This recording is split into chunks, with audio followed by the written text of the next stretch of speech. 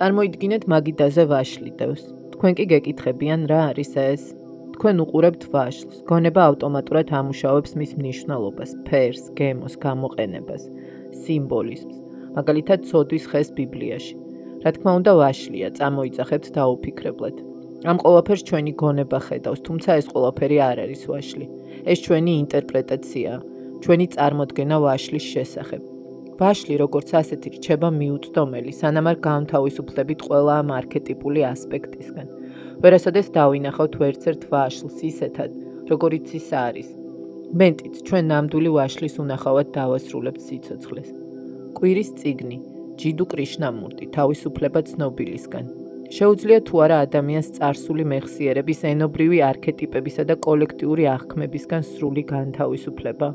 შეუძლია ადამიანს საკუთარი განპირობებული გონების მიღმა გამოიღვიძოს. შეუძლია ადამიანს გასცდეს იმ ენობრივ ბარიერს, რომელმაც აზროვნების სივრცე შეუვიწროვა. სწორედ ამ ურთულეს კითხვებს ეჭიდება კრიშნამურტი.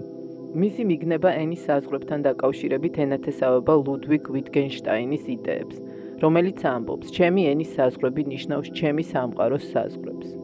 ენა, რომელიც სავსეა არქეტიპებით და უნებლიეთ იტვირთება შენს მეხსიერებაში, თან მოყვება ყველა არქაული მითი და ლეგენდა, შიშები, ოცნებები. ამას ემატება შენი გამოცდილებები, სოციოკულტურული გავლენები. მთელი ეს ნარევი ინფორმაცია სრულიად გძარცვავს თავისუფლებისგან და შენ ცხოვრობ სხვათა მიერ განპირობებულ სამყაროში.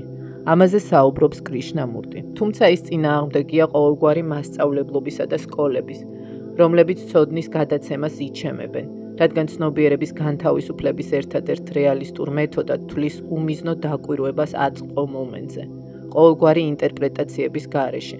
ეს კი ინტიმური, ინდივიდუალური აქტია.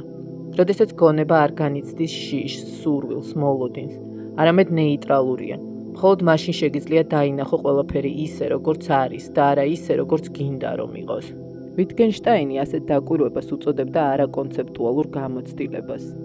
კრიშნამურტი კი თვლის, რომ არსებობს ერთადერთი გზა თავისუფლებისკენ და ის მხოლოდ აწმყოში, უმიზნო დაკვირვებით ცნობილისგან განთავისუფლებაზე გადის. ამიტომ ჯიდუ კრიშნამურტი მკითხველისგან ძალიან პრეტენზიულ, რევოლუციურ უტოპიამდე წარმოუდგენელ ძალისხმევას მოითხოვს და აიძულებს დაფიქრდეს იმ უმნიშვნელოვანეს კითხვებზე, რომელიც ადამიანმა სიცოცხლის განმავლობაში აუცილებლად უნდა დასვას. რა არის ნამდვილი, თუ ჩემი გონება ინტერპრეტირებს ყველაფერს სამყაროში? რა მოხდება, თუ ენას და მოგონებებს გავაქრობთ? ვინ ვიქნებოდი, თუ ოდესმე შევძლებდი განთავისუფლებას ყველაფრისგან, რაც ცნობილია? და ვინ ვარ საერთოდ სინამდვილეში?